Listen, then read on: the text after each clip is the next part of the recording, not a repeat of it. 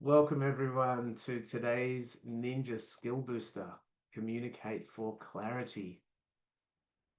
So good to see so many of you joining us here today for this important topic, personal and team communication. So how to improve the way we communicate as individuals, but also how to work on how we communicate as a team.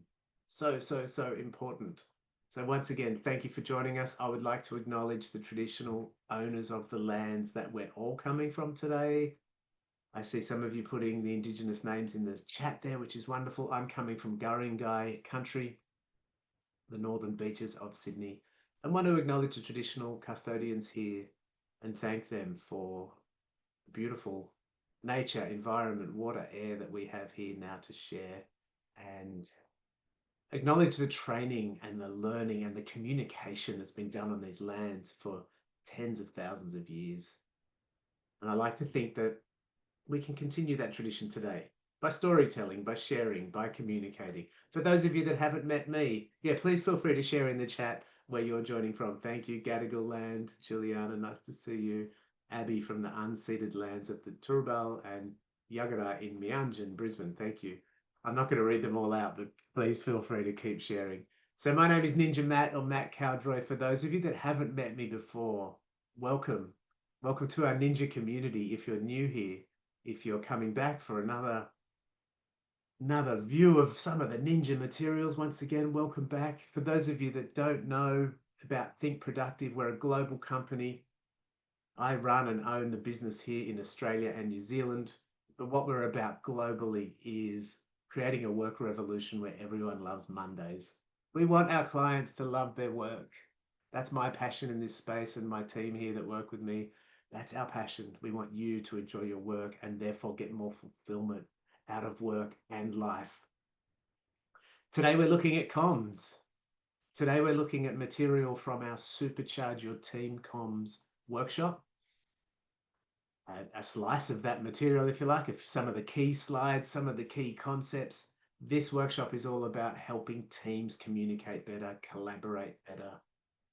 It's a beautiful process where we create a communications manifesto together, like a ways of working document. We're not doing all that today, but today I'm going to share with you some of the key ideas to impact your communication. This is the purpose of that workshop, creating a toolkit for clarity and connection. So today we're going to get some of that. But I would love to hear from you first in the chat. We always love to make these interactive.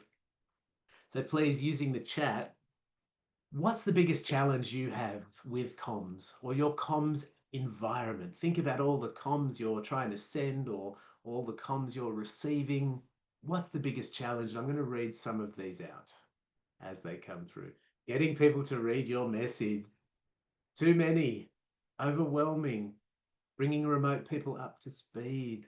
Thank you for all this. Information overload, not getting responses, waiting for replies, multiple channels. That's a key one, Monica. Thank you.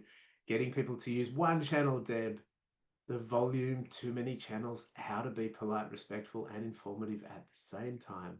Getting people to understand. Lack of clarity. A tech scared division. Nice. CCs versus needing action. Oh, there's so much there. Thank you for that. You can all see that in the chat there. Good to see. Now, what's great? This is probably a harder question. Think about what's great in your comms environment. What are some positives we can think about, or what are some things we can focus on that might help us start to make our comms better? What's great? The variety of channels. I'm not sure if that's a great or a challenge there, Nikki, because it's a little bit two-sided, that one.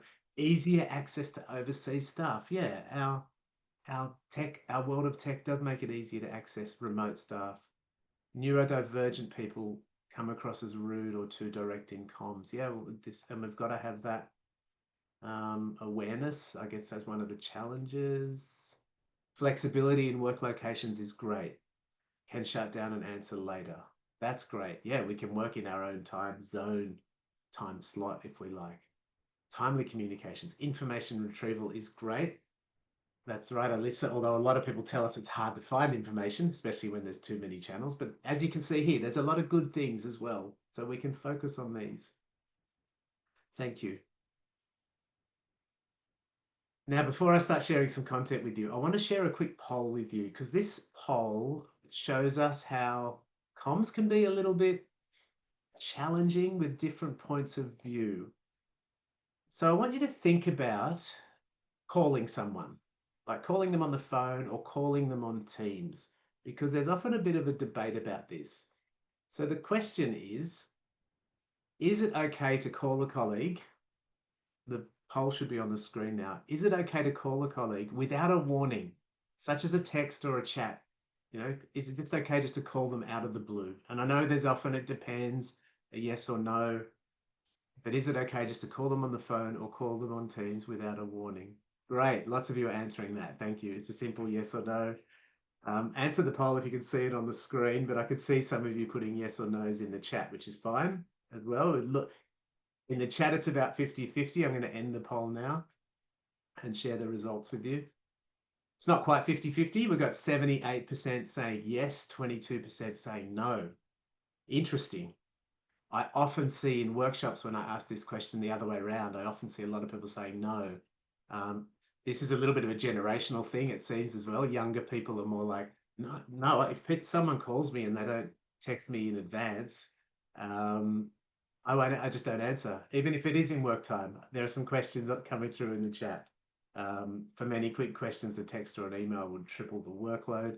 This is a point of view, yeah. Sometimes you have to be a bubble stalker to get what you need. Does the question relate to working hours? Yes, it does. That was working out. Point here to think about, though.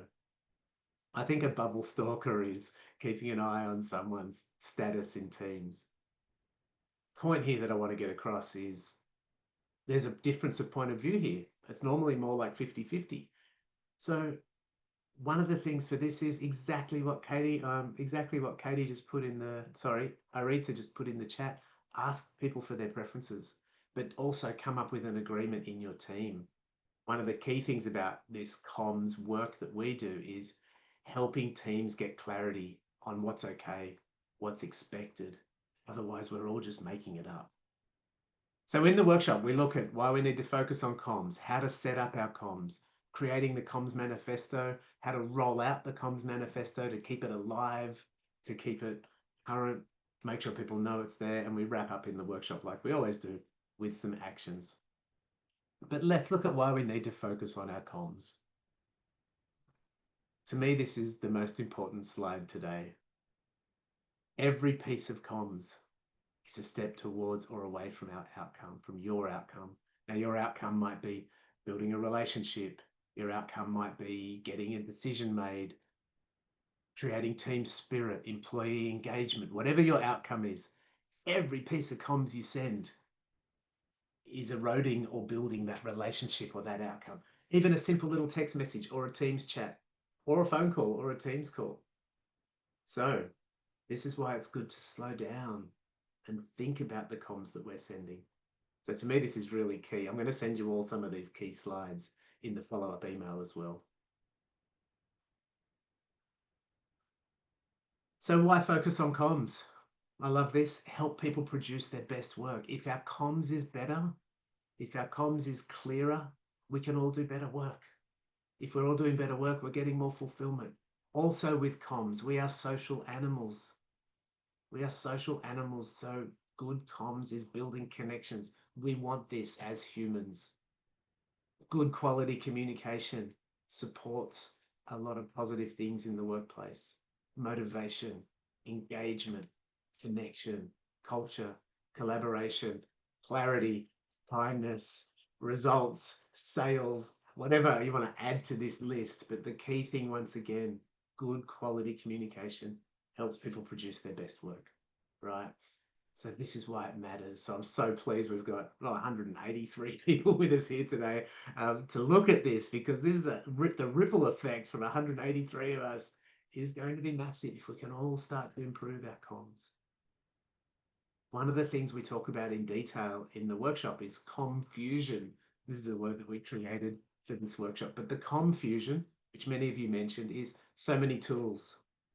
Should I call on the phone? Should I call on Teams? Should I send an email? Should I send a message? Oh, are we using WhatsApp for this project? Whatever it is, it gets confusing. So one of the key things to do for ourselves and our teams that we work with is get clarity on the tools, get clarity on what we're using for what, and what are the expectations around those tools. What do we do if something's urgent? What do we do if something is out of hours? Because we don't want people checking their emails and things out of hours. So having some ways of working, some guidelines around this can help, because our brains are struggling. Our brains can't keep up in this modern world. I'll let you have a read of this. This quote goes across 2 slides. So I'll just let you read the first slide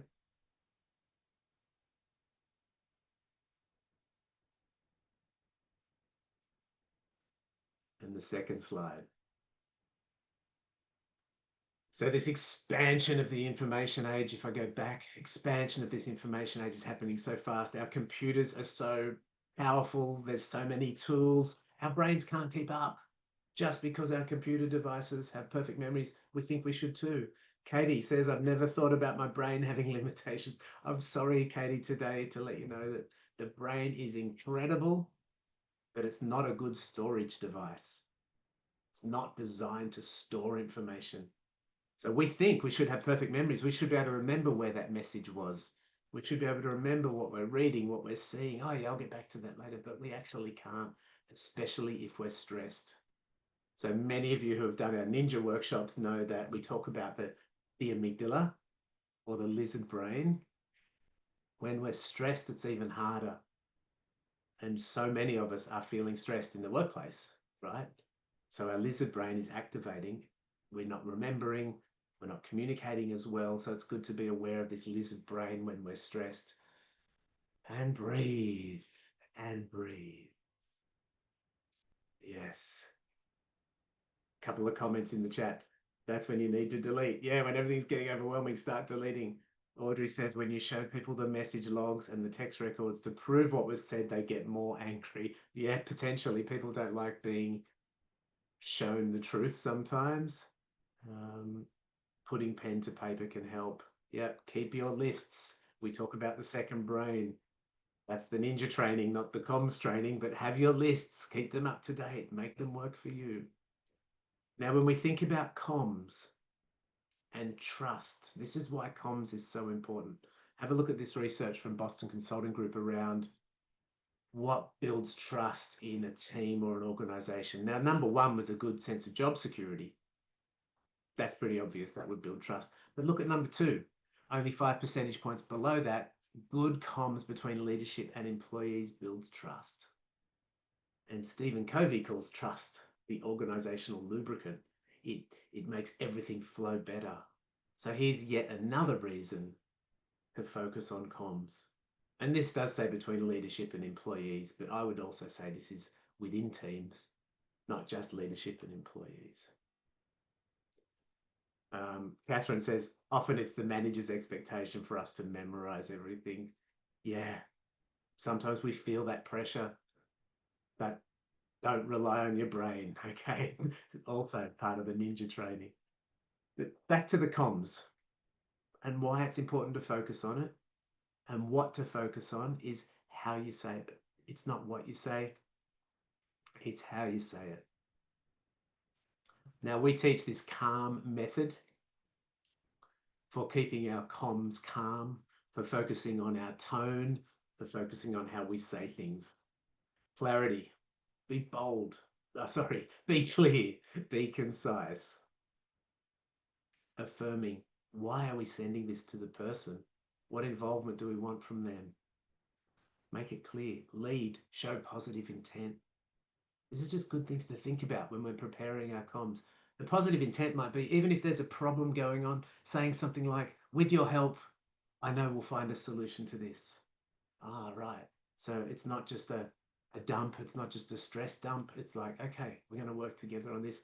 And maximizing is connecting back to our business culture or our business values.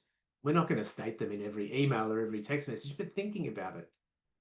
Most businesses have a set of values or a culture statement or something like that, that in some of our clients, it's kept alive and it's beautiful. And in some of our clients, it's kind of forgotten and put in the bottom drawer, but keep it alive. This is how we build the culture. This is how we keep our values alive. They matter. Lisa says it's all about the delivery. Absolutely. Michelle says it's being authentic. Yes. Now, also in our comms, there's non-verbal cues. Now, I can't see you all today because this is webinar format because of the volume of people that join these. But if we were all on the screen, like your normal Teams meeting, be aware of our non-verbal cues. This is part of our global team, just having some fun. But be aware of our non-verbal cues, how they show up. Communication is not just the written or the spoken word. It's our facial expressions. It's everything. And being aware of remote and hybrid working, making sure people are not feeling left out like this poor person here. Don't leave people hanging. Keep everyone connected. Put the effort in as a manager or as a teammate, as a colleague, keeping everyone connected, especially when we're working remote or hybrid. Now, we go into this in a lot more detail in the Supercharge Your Team Comms workshop. But it's just a good thing to think about. Today, my desire for today for all of us here was to provide some opportunities to reflect on how we communicate, why it's important, okay? What do you end up, there's a question in the chat, what do you end up doing after that and still following up on a response after no follow-ups? I think that is, and there's no response. You keep following up, there's no response. You have to try another method, I would say. Call them, even if they don't want to be called. But always come back to calm. Acknowledge for them why you need their help, like positive intent. Come back to your company values. If you one of our values is collaboration, how can I build this more? Okay. So setting up your comms. So what we do in the workshop to help teams set up their comms and their comms manifesto, we start with a tools audit. Now the tools audit, we look at what are all the tools we're currently using to communicate, because often there's many, and it's how can we simplify them? What do we use each tool for at the moment? So before we start creating the guidelines around what we're going to use them for, we need to know where we're starting. What's the starting point? So as a group in small teams, we do a tools audit. Another tool that we share, or another concept that we share in the workshop around creating great comms, is the POP model that we have. In any comms, and I'm going to send you these screenshots, in any comms, we should start with the purpose. Whatever we're sending, just think. There should be another P at the start, really, which is pause. What's the purpose? Why am I sending this? Take a moment. What's the result or action I'm looking for? Make it clear. What's the priority? Now, we group urgency and importance here in the one priority thing. It's not quite right from a pure productivity perspective, but it's just let the person know the deadline. When do you need this by? That's fair enough to ask. Don't leave them guessing. And the target audience, people. To achieve the purpose, this is like in our meeting training where we say, do we have the right people to achieve the purpose of the meeting? In this case, am I sending this communication to the right people to achieve the outcome that I need? Or am I often I'm sending it to too many people. Do I really need to CC all these people? Right? Someone mentioned CCs in the chat before. Do I really need to put this in the all group Teams chat, or can I just send this as a one-on-one message? Thanks, Nicole. Feed the pop into the Copilot, Have it double check. What a great idea. Nice work. Get that AI helping you with this. Nice work. Now, in the comms workshop, we also talk about email etiquette in detail. Email, and it also covers some for teams. Now, today I just have one aspect of this to share with you because we're only here together for 30 minutes. The aspect I wanted to share with you, the most important thing for me, is the subject line. How many people, don't put this in the chat, how many people don't take enough effort with the subject line, right? This is an email or in a Teams chat. In a Teams chat, if you don't even have a subject, just think about the first sentence. What's this about? So the key thing here is write it last. Think about everything else first. Write the email or the Teams post and then write the subject line. Summarize what action you need. Summarize what it's for. Ideally 6 to 8 words or whatever you need, but not too long. Think about the recipient. Now, I love this example. So, for example, if I'm sending an email to one of our clients about a workshop and I say, let's say the client is Apple. I see my iPhone here. The client's Apple, right? Okay. So I send an email to my contact at Apple and I say training at Apple. And I'm sending it to the training manager at Apple. Well, that's not very helpful for them because they've probably got 100 training programs going on at Apple or 1,000. So I might say something like productivity ninja training at Apple. And then that's helpful for both of us. You know, proposal for approval or question about the workshop or something, like make it clear, but think about the other person. That's the key thing here. And start a new email when needed. Or change the subject when needed. Even if you're responding in a thread, change the subject. Okay. So some really good tips there on emails. Some of you are having to leave. Thank you so much for coming. I often start it with a request or update. Yeah, nice one, Tracy. Jane says subject line is a struggle. In my workplace, whoever starts the chain of emails sets the subject line, and it's frowned upon to ever change that subject. Interesting.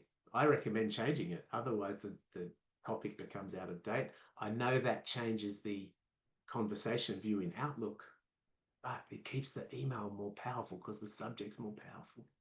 Yeah, we use for action or other relevant things. Yeah, it's nice to start with that key phrase. What's this about?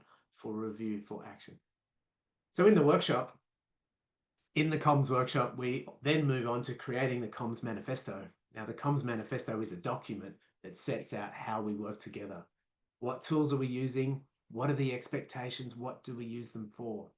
I can see some great suggestions coming through in the chat here. Keep them flowing if you like. I'm not going to read them all. We create this comms manifesto. This becomes a guideline for the team or the organization on how to work together. It sets the expectations, it creates clarity. So that's all part of the Supercharge Your Team Comms workshop. We're not doing that here now, but you could do it. It's about just setting those guidelines. And once we've got the manifesto, it's about the rollout. How do we keep this alive? This is an important conversation to have. So it doesn't just sit on the intranet somewhere or sit in the bottom drawer. Who's going to be the champion? Who's going to put it as part of the induction process? But not just the induction, even for the people who've been here for a long time. How do we keep reminding them? How do we keep it alive? And then we wrap up with the usual actions and things at the end of a workshop. So for today, I've got some more slides to share and a bit more activity for you to do. But this is the key thing I wanted to just come back to. Remember this one. Every piece of comms matters, right? Every piece of comms matters.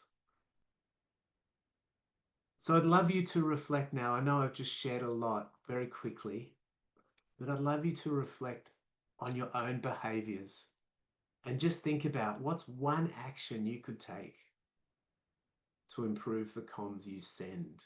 I'd love to see it in the chat. Please don't leave yet, everyone, because I do have a giveaway at the end. We always do our giveaways. Please don't leave. What's one action you could take? Less is more. The subject line. Use calm, use pop. Beautiful. So try this today for yourself. For the whole day. Make a note of this action for yourself for the whole day and see how it changes the way you think about your comms today. Different follow-ups. Everyone's talking about the subject lines. Include the time frame. Take a breath before sending. Nice. Now here's a deeper question. How can you improve the comms in your team or your organization? What could you do? What could you do? What little action could you take to create a ripple effect? It starts with me, Tanya. Yes. Find out people's preferences for that call or the meeting. Lead by, these are some great examples. Thank you. Lead by example. Suggest we have a manifesto or ways of working. Have a conversation with the team.